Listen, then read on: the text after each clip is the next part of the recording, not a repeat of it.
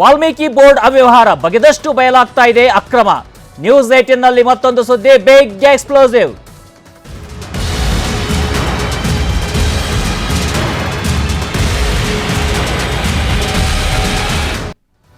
ವಾಲ್ಮೀಕಿ ನಿಗಮ ಹಗರಣಕ್ಕೆ ಸಂಬಂಧಪಟ್ಟ ಹಾಗೆ ದದ್ದಲ್ ಆಸ್ತಿ ಲೆಕ್ಕವೇ ಶಾಕಿಂಗ್ ಆಗ್ತಾ ಇದೆ. ವಾಲ್ಮೀಕಿ ಹಗರಣದಲ್ಲಿ ದದ್ದಲ್ ಆಸ್ತಿ ಲೆಕ್ಕವೇ ಶಾಕಿಂಗ್ ಆಗ್ತಾ ಇರುವಂತದ್ದು. ಸಂಬಂಧಿಕರಷ್ಟೇ ಅಲ್ಲ, ಮಗನ ಹೆಸರಿನಲ್ಲೂ ಕೂಡ ಆಸ್ತಿಯನ್ನ ಖರೀದಿ ಮಾಡಿರೋದು ಬೆಳಕಿಗೆ ಬಂದಿದೆ. ದದ್ದಲ್ ಅಧ್ಯಕ್ಷರಾದ ಬೆನ್ನಲ್ಲೇ ಭರ್ಜರಿ ಭೂಮಿಯನ್ನ ಖರೀದಿ ಮಾಡಲಾಗಿದೆ. ಮಗ ತ್ರಿಶೂಲ್ ಕುಮಾರ್ ನಾಯಕ್ ಹೆಸರಿನಲ್ಲಿ ಭೂಮಿಯನ್ನ ಖರೀದಿ ಮಾಡಲಾಗಿರುವಂತದ್ದು. ರಾಯಚೂರಿನ ಸಿರವಾರ ಬಳಿ 4.31 ಎಕರೆ ಭೂಮಿಯನ್ನ ಖರೀದಿ ಮಾಡಲಾಗಿದೆ. ಮೇ 22ರಂದು ದದ್ದಲ್ ಮಗ ತ್ರಿಶೂಲ್ ಹೆಸರಿನಲ್ಲಿ ಈ ಭೂಮಿಯನ್ನ ಖರೀದಿ ಮಾಡಲಾಗಿದೆ ಅಂತಕ್ಕಂಥ ಮಾಹಿತಿ ಈಗ ಬಹಿರಂಗವಾಗ್ತಾ ಇರುವಂತದ್ದು.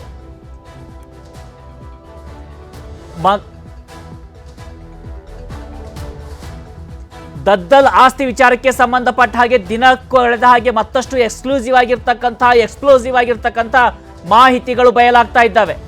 ಈಗ ಮಗನ ಹೆಸರಿನಲ್ಲೂ ಕೂಡ 4.31 ಎಕರೆ ಭೂಮಿಯನ್ನ ಖರೀದಿ ಮಾಡಲಾಗಿದೆ. ವಾಲ್ಮೀಕಿ ಹಗರಣಕ್ಕೂ ಈ ಭೂಮಿ ಖರೀದಿಗೂ ನೇರವಾದಂಥ ಸಂಬಂಧ ಇದೆಯಾ, ಅಥವಾ ಯಾವ ರೀತಿಯಾಗಿರ್ತಕ್ಕಂಥ ಸಂಬಂಧ ಇರಬಹುದು ಅಥವಾ ಇಲ್ಲವಾ, ಇವೆಲ್ಲ ವಿಚಾರಗಳು ಕೂಡ ಈಗ ಪ್ರಮುಖವಾಗಿರ್ತಕ್ಕಂಥ ಕುತೂಹಲವನ್ನ ಮೂಡಿಸ್ತಾ ಇದ್ದಾವೆ. ಪ್ರಶ್ನೆ ಮೇಲೆ ಪ್ರಶ್ನೆಯನ್ನ ಹುಟ್ಟಾಕ್ತಾ ಇದ್ದಾವೆ. ಇನ್ನು ಮಗನ ಹೆಸರಿನಲ್ಲಿ ಭೂಮಿಯನ್ನ ಖರೀದಿ ಮಾಡಲಾಗಿರುವಂಥದ್ದು, ಅದು ಕೂಡ ಬರೋಬ್ಬರಿ 4.31 ಎಕರೆ ಭೂಮಿಯನ್ನ ಖರೀದಿ ಮಾಡಲಾಗಿದೆ. ಸಿರವಾರ ತಾಲೂಕಿನ ಗಣದಿನ್ನಿ ಗ್ರಾಮದಲ್ಲಿ ಈ ಭೂಮಿಯನ್ನ ಖರೀದಿ ಮಾಡಲಾಗಿರುವಂಥದ್ದು. ದದ್ದಲ್ ಅವರ ಮಗ ತ್ರಿಶೂಲ್ ಕುಮಾರ್ ನಾಯಕ್ ಹೆಸರಿನಲ್ಲಿ ಭೂಮಿಯನ್ನ ಖರೀದಿ ಮಾಡಲಾಗಿದೆ. ಬಸನಗೌಡ ದದ್ದಲ್ ಪುತ್ರ ತ್ರಿಶೂಲ್ ಕುಮಾರ್ ನಾಯಕ್ ಅವರ ಹೆಸರಿನಲ್ಲಿ ಖರೀದಿ ಮಾಡಲಾಗಿರುವಂಥ ಭೂಮಿ ಇದು 4.31 ಎಕರೆ. ಮೇ 22, 2024ರಂದು ಭೂಮಿ ನೋಂದಣಿಯಾಗಿರುವಂಥದ್ದು ಕೂಡ ಈಗ ಬೆಳಕಿಗೆ ಬಂದಿದೆ. ನಾವಿಲ್ಲಿ ಕ್ರೊನಾಲಜಿಯನ್ನ ಗಮನಿಸಬೇಕಾಗತ್ತೆ. ಹೇಗೆ ಹಗರಣ ಆಗುತ್ತೆ, ಹಗರಣ ಆದ ಬಳಿಕ ನಡೆದಂಥ ಡೆವಲಪ್ಮೆಂಟ್ಗಳೇನು, ಈ ರೀತಿಯಾಗಿ ಭೂಮಿ ಖರೀದಿ ವಿಚಾರಗಳು.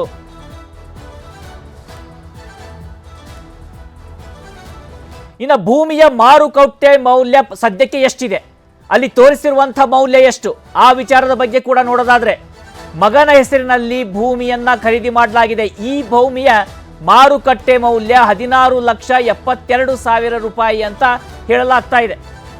16,72,000 ಇದು ಪರಿಗಣಿಸಿದ ಮೌಲ್ಯ. ಇನ್ನ 23,88,000 ಇದು ಪರಿಗಣಿಸಿದಂಥ ಮೌಲ್ಯ. ಬರೆದುಕೊಟ್ಟಂತಹವರು ಬಸನಗೌಡ ಸಿದ್ದಪ್ಪಗೌಡ ವೆಂಕಟರೆಡ್ಡಿ, ಬರೆಸಿಕೊಂಡಂಥವರು ತ್ರಿಶೂಲ್ ಕುಮಾರ್ ನಾಯಕ್. ಅಂದ್ರೆ ಮಾರುಕಟ್ಟೆ ಮೌಲ್ಯ ಒಂದಿದೆ, ತೋರಿಸಿರುವಂತಹ ಮೌಲ್ಯ ಒಂದು, ಅದರಲ್ಲೂ ಕೂಡ ಡಿಫರೆನ್ಸ್ ಇರುವಂಥದ್ದು. ಇನ್ನು ದದ್ದಲ್ ಭೂಮಿಗೆ ಹೋಯ್ತಾ ವಾಲ್ಮೀಕಿ ದುಡ್ಡು, ಈ ಪ್ರಶ್ನೆ ಮೂಡ್ತಾ ಇರುವಂತಹ ಸಂದರ್ಭ ಇದು.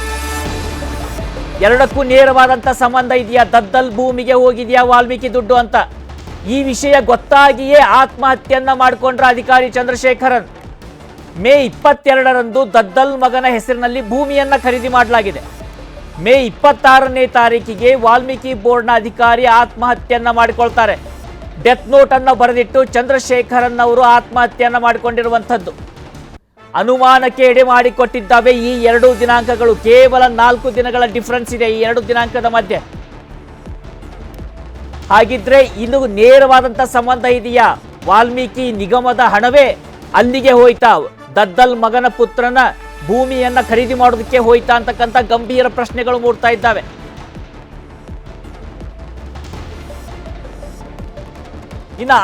ಇನ್ನು ಅಕ್ರಮದ ಹಣದಲ್ಲೇ ದದ್ದಲ್ ಭೂಮಿಯನ್ನ ಖರೀದಿ ಮಾಡಿದ್ದಾರೆ ಅನ್ನೋದು ಜೆಡಿಎಸ್ ಆರೋಪ ಮಾಡಿರುವಂಥದ್ದು. ನಾವೀಗ ದೃಶ್ಯದಲ್ಲಿ ಗಮನಿಸ್ತಾ ಇದ್ದೀವಿ. ವಾಲ್ಮೀಕಿ ದುಡ್ಡಲ್ಲಿ ದದ್ದಲ್ ರಿಯಲ್ ಎಸ್ಟೇಟ್ ಅನ್ನ ಮಾಡ್ತಾ ಇದ್ರ ಅಂತ. ಒಂದು ಕಡೆ ಚಂದ್ರಶೇಖರನ್ ಆತ್ಮಹತ್ಯೆ ಮಾಡಿಕೊಂಡಿದ್ದು ಮೇ 26, ದದ್ದಲ್ ಭೂಮಿಯನ್ನ ಖರೀದಿ ಮಾಡಿರುವಂಥದ್ದು ಮೇ 22, 2024. ಈ ಎರಡು ದಿನಾಂಕಗಳೇ ಇವತ್ತು ಅನುಮಾನಕ್ಕೆ ಕಾರಣವಾಗಿರುವಂಥದ್ದು. ಯಾಕಂದ್ರೆ ಕೇವಲ 4 ದಿನಗಳ ಡಿಫರೆನ್ಸ್ ಇದೆ ಅಲ್ಲಿ. ಭೂಮಿ ಖರೀದಿಯಾಗಿ 4 ದಿನಕ್ಕೆ ಚಂದ್ರಶೇಖರನ್ ಅವರು ಆತ್ಮಹತ್ಯೆಯನ್ನು ಮಾಡಿಕೊಂಡಿರುವಂಥದ್ದು. ಹಾಗಿದ್ರೆ ಈ ಅಕ್ರಮದ ಹಣ ಏನಿದೆ, ಈ ಅಕ್ರಮದ ಹಣದಲ್ಲೇ ದದ್ದಲ್ ಭೂಮಿಯನ್ನ ಖರೀದಿ ಮಾಡಿದ್ದಾರಾ ಅನ್ನೋದು ಜೆಡಿಎಸ್ನ ಆರೋಪ. ಜೆಡಿಎಸ್ ನೇರವಾದಂತಹ ಆರೋಪ ಮಾಡ್ತಾ ಇರುವಂಥದ್ದು. ರಾಯಚೂರು ಜೆಡಿಎಸ್ ಜಿಲ್ಲಾಧ್ಯಕ್ಷ ವಿರೂಪಾಕ್ಷಿ ಈ ಆರೋಪವನ್ನ ಮಾಡಿದ್ದಾರೆ. ಭೂಮಿ ಖರೀದಿ ಬಗ್ಗೆ ತನಿಖೆಗೆ ಕೂಡ ವಿರೂಪಾಕ್ಷಿ ಒತ್ತಡವನ್ನ ಹೇರಿದ್ದಾರೆ. ಆ ಹಣವನ್ನೇ ಇಲ್ಲಿ ಬಳಕೆ ಮಾಡಲಾಗಿದೆ ಅನ್ನುವಂಥದ್ದು ಇವರ ಆರೋಪ. ಹಾಗಾದರೆ ಅದನ್ನು ನೋಡೋಣ. ನಿಗಮದ ಅಧ್ಯಕ್ಷರಾಗಿರ್ತಕ್ಕಂಥ ಬಸನಗೌಡ ದದ್ದಲ್ ಮತ್ತು ಮಂತ್ರಿಗಳಾಗಿರ್ತಕ್ಕಂಥ ಬಿ ನಾಗೇಂದ್ರ ಅವರ ನೇರ ಸಮ್ಮುಖದಲ್ಲಿ ಆಗಿರ್ತಕ್ಕಂಥ ಭ್ರಷ್ಟಾಚಾರ ಅಂತಕ್ಕಂಥದ್ದನ್ನು ನಾನು ಆರೋಪ ಮಾಡಿದೆ. ಆರೋಪ ಮಾಡಿದ ತಕ್ಷಣ ನಿಗಮದ ಅಧ್ಯಕ್ಷರು ಇದಕ್ಕೆ ನನಗೆ ಸಂಬಂಧನೇ ಇಲ್ಲ ಅನ್ನೋ ಮಟ್ಟಿಗೆ ಹಾರಿಕೆ ಉತ್ತರ ಕೊಟ್ಟರು. ನಂತರ ನಾನು ಮತ್ತೆ ಇಡೀ ದಾಖಲೆಗಳನ್ನು ಇಟ್ಟುಕೊಂಡು ಎಲ್ಲಿಂದ ಯೂನಿಯನ್ ಬ್ಯಾಂಕ್ಲಿಂದ ಬೆಂಗಳೂರಿನಿಂದ RBL ಬ್ಯಾಂಕಿಗೆ ಯಾವ ರೀತಿಯಲ್ಲಿ ಟ್ರಾನ್ಸ್ಫರ್ ಆಯಿತು, ಅಲ್ಲಿಂದ ಬಳ್ಳಾರಿಯ ಹಲವಾರು ಕಂಪನಿಗಳಿಗೆ ಯಾವ ರೀತಿಯಲ್ಲಿ ಟ್ರಾನ್ಸ್ಫರ್ ಆಯಿತು, ಜೊತೆಯಲ್ಲಿ ಬ್ರಾಂಡಿ ಶಾಪ್ನ ಮಾಲೀಕರು ಜ್ಯುವೆಲ್ಲರ್ ಶಾಪ್ನ ಮಾಲೀಕರಿಗೆ ಅಕೌಂಟ್ಗಳಿಗೆ ಯಾವ ರೀತಿಯಲ್ಲಿ ಹೋಯ್ತು ಅಂತಕ್ಕಂಥ ವಿಸ್ತೃತವಾದಂಥ ವರದಿಯನ್ನು ಕೊಟ್ಟ ನಂತರ ನಮ್ಮ ಪಕ್ಷದ ಮುಖಂಡರ ಜೊತೆಯಲ್ಲಿ ನಮ್ಮ ಹೈಕಮಾಂಡ್ ಜೊತೆಯಲ್ಲಿ ಒತ್ತಡ ಮಾಡಿ ಸರ್ಕಾರದ ಮತ್ತು ಕೇಂದ್ರ ಸರ್ಕಾರದ ಒತ್ತಡ ಮಾಡಿ CBI ತನಿಖೆ ಮಾಡಿಸ್ಬೇಕು ಅಂತಕ್ಕಂಥ ಒತ್ತಡವನ್ನು ನಾವು ಮಾಡಿದ್ವಿ. ನಮ್ಮ ಹೋರಾಟಕ್ಕೆ ಸ್ಪಂದನ ಆಗಿ ಇಡೀ ರಾಜ್ಯದಲ್ಲಿ ಇವತ್ತು ವಾಲ್ಮೀಕಿ ನಿಗಮದ ಹಣ ದುರುಪಯೋಗ ಆಗಿರ್ತಕ್ಕಂಥ ಎಲ್ಲ ಅಪರಾಧಿಗಳು ಇವತ್ತು ಸಿಕ್ಕಿಬಿದ್ದಿರ್ತಕ್ಕಂಥದ್ದು ನೋಡ್ತಾ ಇದ್ದೀವಿ. ಈ ನಿಟ್ಟಿನಲ್ಲಿ ಇವತ್ತು ED ಜಾರಿ ನಿರ್ದೇಶನಾಲಯ ಕಳೆದ 2 ದಿನದಿಂದ ಬಿ ನಾಗೇಂದ್ರ ಮತ್ತು ದದ್ದಲ್ ಬಸನಗೌಡರ ಮನೆ, ಕಚೇರಿ, ಆಪ್ತರ ಕಚೇರಿ, ಆಪ್ತರ ಮನೆಗಳು ಅವರನ್ನು ಮಾಡಿ ಸುಮಾರು ಟನ್ಗಟ್ಟಲೆ ದಾಖಲೆಗಳನ್ನು ಅವರು ಕಬ್ಜಾ ಮಾಡಿದರೆ, ಸ್ವಾಧೀನಪಡಿಸ್ಕೊಂಡಿರೋಂತಕ್ಕಂಥದ್ದನ್ನು ನಾವು ನೋಡ್ತಾ ಇದ್ವಿ TV ಮಾಧ್ಯಮಗಳಲ್ಲಿ. ಹೀಗಾಗಿ ಪರಿಶಿಷ್ಟರ ಕಲ್ಯಾಣಕ್ಕಾಗಿರ್ತಕ್ಕಂಥ ಹಣವನ್ನು ಯಾರೇ ತಿಂದರೂ ಕೂಡ ಮುಖ್ಯಮಂತ್ರಿಯಿಂದ ಹಿಡ್ಕೊಂಡು ಉಪಮುಖ್ಯಮಂತ್ರಿ ಕೂಡ ಇದರಲ್ಲಿ ಭಾಗಿಯಾಗಿದ್ದಾರೆ.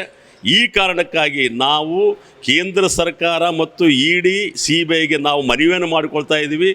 ನಮ್ಮ ಕಲ್ಯಾಣಕ್ಕಾಗಿರ್ತಕ್ಕಂಥ ಹಣವನ್ನು ಯಾರೇ ತಿಂದಿದ್ರು ಕೂಡ ಅವರ ಎಡೆಮುರಿ ಕಟ್ತಕ್ಕಂಥ ಕೆಲಸ ಮಾಡಬೇಕಂತಕ್ಕಂಥ ಒತ್ತಾಯವನ್ನು ಮಾಡ್ತೀವಿ. ಜೊತೆಯಲ್ಲಿ ನಾವು ಮಾಡಿರ್ತಕ್ಕಂಥ ಆರೋಪಕ್ಕೆ ಇವತ್ತು ಭಾಳಷ್ಟು ಬೆಂಬಲ ಸಿಕ್ಕಿರ್ತಕ್ಕಂಥದ್ದು. ನಾವು ನಿಜವಾಗಲೂ ಕೂಡ ಆರೋಪ ಮಾಡಿರ್ತಕ್ಕಂಥದ್ದನ್ನು ಸಂತೋಷವಾಗಿ ನಾವು ಒಪ್ತೀವಿ. ದದ್ದಲ್ ಅಧ್ಯಕ್ಷರಾಗ್ತಾ ಇದ್ದ ಹಾಗೆಯೇ ಭೂ ಖರೀದಿಯನ್ನ ಮಾಡಲಾಗಿದೆ. ಹಾಗಿದ್ರೆ ಈ ಹಣ ಎಲ್ಲಿಂದ ಬಂತು? ಇವತ್ತು ಪ್ರಮುಖವಾಗಿ ಮೂಡ್ತಾ ಇರುವಂತಹ ಪ್ರಶ್ನೆ ಇದು. ಅಧ್ಯಕ್ಷರಾಗ್ತಾ ಇದ್ದ ಹಾಗೆಯೇ ಭೂ ಖರೀದಿಸಿದ್ದಕ್ಕೆ ಹಣ ಎಲ್ಲಿಂದ ಬಂತು? ಈ ಭೂಮಿ ಖರೀದಿಸಿದ ದುಡ್ಡಿಗೆ ಲೆಕ್ಕವನ್ನ ಕೊಡ್ತಾರ ದದ್ದಲ್ ಅಂತಕ್ಕಂಥ ಪ್ರಶ್ನೆ ಇವತ್ತು ಗಂಭೀರವಾಗಿ ಮೂಡ್ತಾ ಇದೆ. ಇಡೀ ಲೆಕ್ಕವನ್ನ ಕೇಳಿದ್ರೆ ದಾಖಲೆಯನ್ನ ಸಲ್ಲಿಸ್ತಾರ ದದ್ದಲ್ ಅವರು? ಖರೀದಿಸಿದ ಭೂಮಿಯನ್ನ ಎನ್ಎ ಮಾಡಿಸಿದ್ದಾರೆ ದದ್ದಲ್. ನಾನ್ ಅಗ್ರಿಕಲ್ಚರ್ ಲ್ಯಾಂಡ್ ಆಗಿ ಮಾಡಿಸಿರುವಂಥದ್ದು. ಎನ್ಎ ಅಂದ್ರೆ ನಾನ್ ಅಗ್ರಿಕಲ್ಚರ್ ಲ್ಯಾಂಡ್ ಅಂತ. ಕೃಷಿಯೇತರವಾಗಿ ಪರಿವರ್ತನೆಯನ್ನ ಮಾಡಿಸಲಾಗಿದೆ. ಎನ್ಎ ಮಾಡಿಸಿದ್ರೆ ಭೂಮಿಗೆ ಭಾರಿ ಬೆಲೆ ಬರುವಂತಹ ನಿರೀಕ್ಷೆ ಕೂಡ ಇದೆ. ಹೀಗಾಗಿಯೇ ಎನ್ಎ ಮಾಡಿಸಿ 1ಕ್ಕೆ 10ರಷ್ಟು ಹಣವನ್ನ ಮಾಡುವಂತ ಪ್ಲಾನ್ ಅನ್ನ ಮಾಡಲಾಗಿತ್ತ, ಮಾರಾಟದ ಪ್ಲಾನ್ ಅನ್ನ ಮಾಡಲಾಗಿತ್ತ. ಹೈವೇ ಹಾದು ಹೋಗುವ ಮಾಹಿತಿ ಮೊದಲೇ ತಿಳಿದುಕೊಂಡಿದ್ರ ಇವರು? ಹೀಗೆ ಗಂಭೀರವಾಗಿರ್ತಕ್ಕಂಥ ಪ್ರಶ್ನೆಗಳು ಮೂಡ್ತಾ ಇದ್ದಾವೆ. ಎನ್ಎಯನ್ನ ಮಾಡಿಸಿ 1ಕ್ಕೆ 10ರಷ್ಟು ಬೆಲೆಗೆ ಮಾರಾಟವನ್ನ ಮಾಡುವಂಥದ್ದು. ಹೈವೇ ಇಲ್ಲೇ ಹೋಗುತ್ತೆ, ಇದೇ ರೂಟ್ನಲ್ಲೇ ಹೋಗುತ್ತೆ ಅಂತಕ್ಕಂಥ ಮಾಹಿತಿಯನ್ನ ತಿಳಿದುಕೊಂಡಿದ್ರ? ಭೂಮಿ ಬಗ್ಗೆಯೂ ದದ್ದಲ್ ಪತ್ನಿಯ ವಿಚಾರಣೆಯನ್ನ ಮಾಡಲಾಗುತ್ತಾ? ಹೀಗೆ ಸಾಲು ಸಾಲು ಪ್ರಶ್ನೆಗಳು ಮೂಡ್ತಾ ಇದ್ದಾವೆ. ಹಿಂದುಳಿದವರ ಅಭಿವೃದ್ಧಿಗೆ ಅಂತ ಇರ್ತಕ್ಕಂಥ ಹಣವನ್ನ ದುರುಪಯೋಗ ಮಾಡಿರುವುದು ಮೇಲ್ನೋಟಕ್ಕೆ ಸ್ಪಷ್ಟವಾಗಿ ಗೋಚರವಾಗ್ತಾ ಇದೆ. ಹಾಗಿದ್ರೆ ದುರುಪಯೋಗವಾಗಿರುವಂತಹ ಹಣವನ್ನೇ ಇಲ್ಲಿ ಭೂಮಿ ಖರೀದಿಗೆ ಬಳಕೆ ಮಾಡಲಾಯ್ತಾ? ಎನ್ಎಯನ್ನ ಮಾಡಿಸುವ ಪ್ಲಾನ್ ಅನ್ನು ಅದೇ ಕಾರಣದಿಂದ ಮಾಡಿದ್ದ. 1ಕ್ಕೆ 10ರಷ್ಟು ಬೆಲೆಗೆ ಮಾರಾಟವನ್ನ ಮಾಡಿ ಭಾರಿ ಪ್ರಮಾಣದಲ್ಲಿ ಲಾಭವನ್ನ ಮಾಡಿಕೊಳ್ಳುವಂತ ಹುನ್ನಾರ ಇದರ ಹಿಂದೆ ಇತ್ತ. ಹಾಗಿದ್ರೆ ಈ ಹಣವನ್ನ ಅವ್ರು ಏನ್ ಭೂಮಿಯನ್ನ ಖರೀದಿ ಮಾಡಿದ್ದಾರೆ ಅದಕ್ಕೆ ಲೆಕ್ಕ ಇದೆಯಾ? ಲೆಕ್ಕ ಇರೋದೇ ಆದ್ರೆ ಆ ಲೆಕ್ಕವನ್ನ ಕೊಡ್ತಾರ ದದ್ದಲ್ ಅವರು? ಹೀಗೆ ಸಾಲು ಸಾಲು ಪ್ರಶ್ನೆಗಳಿದ್ದಾವೆ.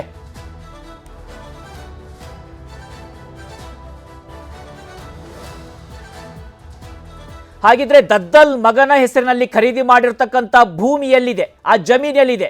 ಹೇಗಿದೆ? ಈ ಬಗ್ಗೆ ನಮ್ಮ ಪ್ರತಿನಿಧಿ ವಿಶ್ವನಾಥ್ ಹೂಗಾರ್ ಮಾಹಿತಿಯನ್ನ ಕೊಟ್ಟಿದ್ದಾರೆ, ನೋಡೋಣ.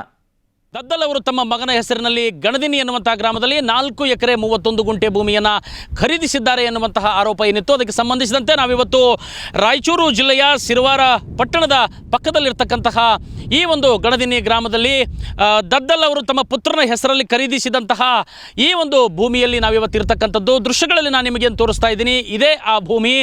ಗಣದಿನಿ ಗ್ರಾಮದ ಬಸನಗೌಡ ತಂದೆ ಸಿದ್ದನಗೌಡ ಎಂಬುವವರಿಗೆ ಸೇರಿದಂಥ ಈ ಭೂಮಿಯನ್ನು 22/5/2023 2024ರಲ್ಲಿ ಬಸನಗೌಡ ದದ್ದಲ್ ಅವರು ಖರೀದಿ ಮಾಡಿ ತಮ್ಮ ಸುಪುತ್ರರಾದಂತಹ ತ್ರಿಶೂಲ್ ಕುಮಾರ್ ನಾಯಕ್ರವರಿಗೆ ನೋಂದಣಿಯನ್ನು ಮಾಡಿಸಿದ್ದಾರೆ. ಹೀಗಾಗಿ ಎಲ್ಲೋ ಒಂದು ಕಡೆ ಇವತ್ತು ವಾಲ್ಮೀಕಿ ಅಭಿವೃದ್ಧಿ ನಿಗಮದಲ್ಲಿ ಏನು ಇವತ್ತು 187 ಕೋಟಿಗೂ ಅಧಿಕ ಹಣದ ಭ್ರಷ್ಟಾಚಾರ ಪ್ರಕರಣ ಇವತ್ತೇನು ಬೆಳಕಿಗೆ ಬಂದಿದೆ, ಆ ಹಣ ಏನಿದೆ ಆ ಹಣ ಎಲ್ಲಿ ಹೋಯಿತು ಎನ್ನುವಂತಹ ಪ್ರಶ್ನೆ ಇವತ್ತು ಸಹಜವಾಗಿ ರಾಜ್ಯದ ಜನರಲ್ಲಿ ಮೂಡಿತ್ತು, ಅಧಿಕಾರಿಗಳಲ್ಲೂ ಕೂಡ ಮೂಡಿತ್ತು, ಇಡಿ ಅಧಿಕಾರಿಗಳಲ್ಲಿ ಮತ್ತು SIT ಅಧಿಕಾರಿಗಳಲ್ಲಿ. ಇದೀಗ ಆ ಹಣ ಇಲ್ಲಿ ಟ್ರಾನ್ಸ್ಫರ್ ಆಗಿದೆಯಾ ಅನ್ನುವಂತಹ ಒಂದು ಪ್ರಶ್ನೆ ಇದೀಗ ಮೂಡ್ತಾ ಇದೆ. ಇಲ್ಲಿ ಈ ಭೂಮಿಯನ್ನು ನಾನು ನಿಮಗೇನು ತೋರಿಸ್ತಾ ಇದ್ದೀನಿ, ಇದು ಸಮೃದ್ಧವಾದಂತಹ ಫಲವತ್ತಾದ ಎರೆ ಭೂಮಿ. ಆದರೆ ಇಲ್ಲಿ ಮಾರುಕಟ್ಟೆಯ ವ್ಯಾಲ್ಯೂ ಏನಂತ ಹೇಳಿದರೆ ಇವತ್ತು ಎರೆ ಭೂಮಿಯ ಮಾರುಕಟ್ಟೆ ವ್ಯಾಲ್ಯೂ 30 ಲಕ್ಷಕ್ಕೂ ಅಧಿಕ ಇದೆ ಅನ್ನುವಂಥ ಮಾಹಿತಿ ಇಲ್ಲಿರ್ತಕ್ಕಂಥದ್ದು ಗ್ರಾಮದಲ್ಲಿ. ಆದರೆ ಇವತ್ತು ಖರೀದಿ ಮಾಡಿರ್ತಕ್ಕಂಥ ಬಸನಗೌಡ ದದ್ದಲ್ ಅವರು ದಾಖಲೆಯ ಪ್ರಕಾರ ಹೇಳೋದಾದರೆ ಇವತ್ತು 1,76,000 ಭೂಮಿಗೆ ಒಂದು ಎಕರೆಗೆ ಖರೀದಿ ಮಾಡಿದ್ದಾರೆ ಅನ್ನುವಂತಹ ಮಾಹಿತಿ ಇರತಕ್ಕಂಥದ್ದು. ಒಟ್ಟು 23,88,000 ರೂಪಾಯಿಗಳನ್ನು ಕೊಟ್ಟು ಈ 4 ಎಕರೆ 31 ಗುಂಟೆ ಭೂಮಿಯನ್ನು ದದ್ದಲ್ ಅವರು ಖರೀದಿಸಿದರು ಎನ್ನುವಂತಹ ದಾಖಲೆ ಇವತ್ತು ಸರ್ಕಾರಿ ದಾಖಲೆಗಳ ಪ್ರಕಾರ ದೊರೆತಿರ್ತಕ್ಕಂಥದ್ದು. ಆದರೆ ಇವತ್ತು ಮಾರುಕಟ್ಟೆಯ ಮೌಲ್ಯ ಇವತ್ತು ನೋಡಿದರೆ ಇದರದ್ದು ಏನಿಲ್ಲ ಅಂತ ಹೇಳಿದ್ರು ಕೂಡ 1,62,00,000 ಆಗುತ್ತೆ ಎನ್ನುವಂತಹ ಮಾಹಿತಿ ನಮಗಿಲ್ಲಿ ಲಭ್ಯವಾಗಿರ್ತಕ್ಕಂಥದ್ದು. ಇದರ ಜೊತೆಗೆ ಇವತ್ತು ಮಾರಾಟ ಮಾಡಿರ್ತಕ್ಕಂತಹ ಏನು ಬಸನಗೌಡ ತಂದಿ ಸಿದ್ರಗೌಡ ಇರಿದ್ದಾರೆ, ಇವರು ಇವತ್ತು ಆ ಒಂದು ಎಕರೆಗೆ ಇವತ್ತು 36 ಲಕ್ಷ ರೂಪಾಯಿದಂಗೆ ಬಸನಗೌಡ ದದ್ದಲ್ ಅವರಿಗೆ ಕೊಟ್ಟಿದ್ದಾರೆ ಎನ್ನುವಂತಹ ಮಾಹಿತಿ ಇರತಕ್ಕಂಥದ್ದು. ಇಲ್ಲಿ ಪ್ರಶ್ನೆ ಉದ್ಭವವಾಗ್ತಕ್ಕಂಥದ್ದು ಏನಪ್ಪಾ ಅಂತ ಹೇಳಿದರೆ, ತ್ರಿಶೂಲ್ ನಾಯಕ್ ಅವರು ಇತ್ತೀಚೆಗೆ MBBS ವೈದ್ಯಕೀಯ ಕೋರ್ಸನ್ನು ಮುಗಿಸಿ ಈಗ ಪ್ರಾಕ್ಟೀಸನ್ನು ಮಾಡ್ತಾ ಇದ್ದಾರೆ ಎನ್ನುವಂತಹ ಮಾಹಿತಿ ನಮಗೆ ಲಭ್ಯವಾಗಿರ್ತಕ್ಕಂಥದ್ದು. ಇಷ್ಟೊಂದು ಪ್ರಮಾಣದ ಹಣ ಈಗ ಪ್ರಾಕ್ಟೀಸ್ ಮಾಡ್ತಿರ್ತಕ್ಕಂಥ ವೈದ್ಯರಾದಂತಹ ತ್ರಿಶೂಲ್ ಕುಮಾರ್ ಅವರಿಗೆ ಎಲ್ಲಿಂದ ಬಂತು ಎನ್ನುವಂತಹ ಪ್ರಶ್ನೆ ಇದೀಗ ಇಡಿ ಅಧಿಕಾರಿಗಳ ಮುಂದಿರ್ತಕ್ಕಂಥದ್ದು. ಆ ಕಾರಣಕ್ಕಾಗಿ ಇಡಿ ಅಧಿಕಾರಿಗಳು ಬಸನಗೌಡ ದದ್ದಲ್ ಅವರ ಪುತ್ರ ತ್ರಿಶೂಲ್ ನಾಯಕ್ ಅವರಿಗೂ ಕೂಡ ನೋಟಿಸನ್ನು ನೀಡತಕ್ಕಂಥ ಸಾಧ್ಯತೆಗಳಿವೆ ಎನ್ನಲಾಗ್ತಾ ಇದೆ. ಈ ಜಮೀನಿನಲ್ಲಿ ಕೇಂದ್ರ ಸರ್ಕಾರದ ಮಹತ್ವಾಕಾಂಕ್ಷಿ ಯೋಜನೆಯಾದಂತಹ ಭಾರತ್ ಮಾಲಾ ಏನು ಹೈವೇ ರಸ್ತೆ ರಾಷ್ಟ್ರೀಯ ಹೆದ್ದಾರಿ ಇದೆ, ಆ ರಾಷ್ಟ್ರೀಯ ಹೆದ್ದಾರಿ ಈ ಒಂದು ಜಮೀನಿನಲ್ಲಿ ಹಾದು ಹೋಗುತ್ತೆ ಎನ್ನುವಂತಹ ಮಾತುಗಳು ಇವತ್ತು ಜಿಲ್ಲೆಯಲ್ಲಿ ಕೇಳಿಬರ್ತವೆ. ಆ ಕಾರಣಕ್ಕಾಗಿ ಬಸನಗೌಡ ದದ್ದಲ್ ಅವರು ಇವತ್ತು ಹೆಚ್ಚಿನ ಹಣವನ್ನೇ ಕೊಟ್ಟು ಈ ಭೂಮಿಯನ್ನು ಖರೀದಿಸಿದ್ದಾರೆ. ಈ ಒಂದು ಹಗರಣದಲ್ಲಿ ಹಣ ವರ್ಗಾವಣೆಯಾಗಿರ್ತಕ್ಕಂಥದ್ದು ಏನಿದೆ ಆ ಹಣ ಇಲ್ಲಿ ಇವತ್ತು ಈ ಭೂಮಿಗೆ ಬಳಕೆಯಾಯಿತಾ ಎನ್ನುವಂತಹ ಪ್ರಶ್ನೆಗಳು ಇವತ್ತು ದಟ್ಟವಾಗಿ ಮೂಡ್ತಾ ಇದ್ದಾವೆ. ಈ ಎಲ್ಲ ಪ್ರಶ್ನೆಗಳಿಗೆ ಉತ್ತರ ಕೊಡಬೇಕಾದಂಥವರು ಇವತ್ತು ಶಾಸಕ ಬಸನಗೌಡ ದದ್ದಲ್ ಅವರು. ಎಲ್ಲ ಒಂದು ಕಡೆ ಮಾಜಿ ಸಚಿವ ನಾಗೇಂದ್ರ ಅವರು ಈಗ ಇಡಿ ವಶಕ್ಕೆ ತೆಗೆದುಕೊಂಡಿದ್ದಾರೆ. ಅದೇ ರೀತಿ ಈ ಒಂದು ರಾಯಚೂರು ಗ್ರಾಮಾಂತರ ಕ್ಷೇತ್ರದ ಶಾಸಕರಾದಂಥ ಬಸನಗೌಡ ದದ್ದಲ್ ಅವರನ್ನು ಕೂಡ ಇಡಿ ವಶಕ್ಕೆ ಪಡಿತಕ್ಕಂಥ ಸಾಧ್ಯತೆ ಇದೆ ಎನ್ನುವಂತಹ ಮಾಹಿತಿಗಳು ದಟ್ಟವಾಗ್ತಾ ಇದ್ದಾವೆ. ರಾಯಚೂರಿನಿಂದ ವಿಶ್ವನಾಥ್ ಹೂಗಾರ್, ನ್ಯೂಸ್ 18. ಇನ್ನು ವಾಲ್ಮೀಕಿ ನಿಗಮದ ಹಗರಣದ ಸಂಬಂಧಪಟ್ಟ ಹಾಗೆ ಸಿಎಂ ವಿರುದ್ಧ ಕೂಡ ಆರೋಪಗಳು ಕೇಳಿ ಬರ್ತಾ ಇದ್ದಾವೆ. ವಾಲ್ಮೀಕಿ ನಿಗಮದ ಹಗರಣದಲ್ಲಿ ಸಿಎಂ ಕೂಡ ಭಾಗಿಯಾಗಿದ್ದಾರೆ. ಈ ರೀತಿಯಾಗಿರ್ತಕ್ಕಂಥ ಆರೋಪವನ್ನ ಮಾಡಲಾಗಿದೆ. ಧಾರವಾಡದಲ್ಲಿ ಕೇಂದ್ರ ಸಚಿವ ಪ್ರಹ್ಲಾದ್ ಜೋಶಿ ಆರೋಪವನ್ನ ಮಾಡಿದ್ದಾರೆ. ನಾಗೇಂದ್ರ ಒಬ್ಬರೇ ಅಲ್ಲ, ಸಿದ್ದರಾಮಯ್ಯ, DKಶಿ ಕೂಡ ಇದರಲ್ಲಿ ಭಾಗಿಯಾಗಿದ್ದಾರೆ. ಬುಡಾ ಹಗರಣದಲ್ಲಿಯೂ ಸಿದ್ದರಾಮಯ್ಯ ಸಿಕ್ಕಿಬಿದ್ದಿದ್ದಾರೆ. ಸಿದ್ದರಾಮಯ್ಯ ಪತ್ನಿ ಅವರ ತಮ್ಮ ದಾನ ಕೊಟ್ಟಿದ್ದಾರೆ ಅಂತ ಹೇಳ್ಕೊಂಡಿದ್ದಾರೆ. 2018ರಲ್ಲಿ 25 ಲಕ್ಷ ಅಂದಿದ್ರು, ಈಗ 62 ಕೋಟಿಯನ್ನ ಕೇಳ್ತಾ ಇದ್ದಾರೆ ಅಂತೇಳಿ ಸಾಲು ಆರೋಪವನ್ನ ಮಾಡಿದ್ದಾರೆ ಪ್ರಹ್ಲಾದ್ ಜೋಶಿ ಅವರು. ಧಾರವಾಡದಲ್ಲಿ ಕೇಂದ್ರ ಸಚಿವ ಪ್ರಹ್ಲಾದ್ ಜೋಶಿ ಮಾಡಿರ್ತಕ್ಕಂಥ ಆರೋಪಗಳಿದು. ಈ ಹಗರಣಕ್ಕೆ ಸಂಬಂಧಪಟ್ಟ ಹಾಗೆ ನಾಗೇಂದ್ರ ಒಬ್ಬರೇ ಅಲ್ಲ, CM DCM ಕೂಡ ಭಾಗಿಯಾಗಿದ್ದಾರೆ. ಇನ್ನು ಮುಡಾ ಹಗರಣದಲ್ಲಿಯೂ ಕೂಡ ಸಿದ್ದರಾಮಯ್ಯ ಸಿಕ್ಕಿಬಿದ್ದಿದ್ದಾರೆ. ಸಿದ್ದರಾಮಯ್ಯ ಅವರ ಪತ್ನಿ ತಮ್ಮ ದಾನ ಕೊಟ್ಟಿದ್ದಾರೆ.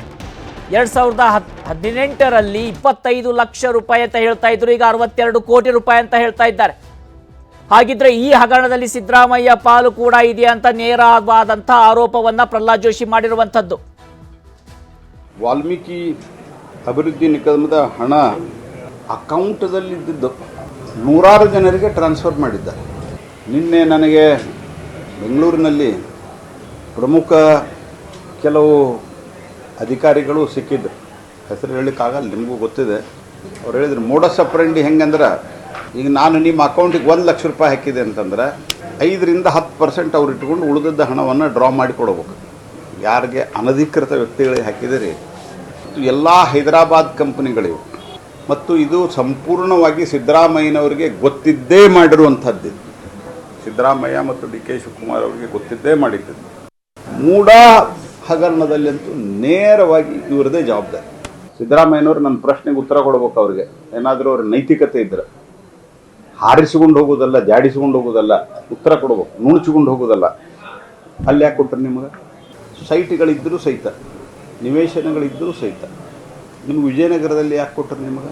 2013ರಲ್ಲಿ ನಿಮ್ಮ ಚುನಾವಣಾ ಅಫಿಡವಿಟ್ದಲ್ಲಿ ಇದಿಲ್ಲ, ಯಾಕಿಲ್ಲ? ನಮ್ದು ಆಸ್ತಿ ಇದೆ ಅಂತ ಬೇಕಲ್ಲ, ನೀವು ಸಮರ್ಥನೆ ಕೊಡ್ರಲ್ಲ. ಸಮರ್ಥನೆ ಇಲ್ಲ, ಅದಕ್ಕೆ ಆರೋಪ ಮಾಡೋದು. ಹಾಗಾಗಿ ಸಿದ್ದರಾಮಯ್ಯನವರು ಒಬ್ಬ ಕರಡು ಭ್ರಷ್ಟ ಅಪ್ರಾಮಾಣಿಕ ಮುಖ್ಯಮಂತ್ರಿ. ಹಾಗಾಗಿ ಅವ್ರ ಮೇಲೆ ತನಿಖೆ ಆಗ್ಬೇಕನ್ನ ಆಗ್ತದೆ. ರಾಮನಗರ ಜಿಲ್ಲೆಯ ಹೆಸರನ್ನ ಮರುನಾಮಕರಣ ಮಾಡುವಂತಹ ವಿಚಾರಕ್ಕೆ ಸಂಬಂಧಪಟ್ಟ ಹಾಗೆ ಮತ್ತಷ್ಟು ಅಪ್ಡೇಟ್ಸ್ ಇದು. ರಾಮನಗರ ಜಿಲ್ಲೆ ಹೆಸರು ಮರುನಾಮಕರಣ ವಿಚಾರಕ್ಕೆ ಸಂಬಂಧಪಟ್ಟ ಹಾಗೆ ಕೇವಲ ಹೆಸರು ಬದಲಾವಣೆ ಮಾಡಿದರೆ ಅಭಿವೃದ್ಧಿ ಆಗೋದಿಲ್ಲ, ಭಾವನಾತ್ಮಕ, ಧಾರ್ಮಿಕ, ಪೌರಾಣಿಕ ಸಂಬಂಧ ಇದೆ ಅಂತೇಳಿ ಸಂಸದರು ಮಾಹಿತಿಯನ್ನ ಕೊಟ್ಟಿದ್ದಾರೆ. ಭೂಮಿಗೆ ಬೆಲೆ ಜಾಸ್ತಿ ಆದರೆ ಪ್ರಯೋಜನ ಇಲ್ಲ. ರಾಮನಗರ ಜಿಲ್ಲೆ ಹೆಸರು ಮರುನಾಮಕರಣ ವಿಚಾರಕ್ಕೆ ಸಂಬಂಧಪಟ್ಟ ಹಾಗೆ ಬರ್ತಿರ್ತಕ್ಕಂಥ ಅಪ್ಡೇಟ್ಸ್ ಇದು.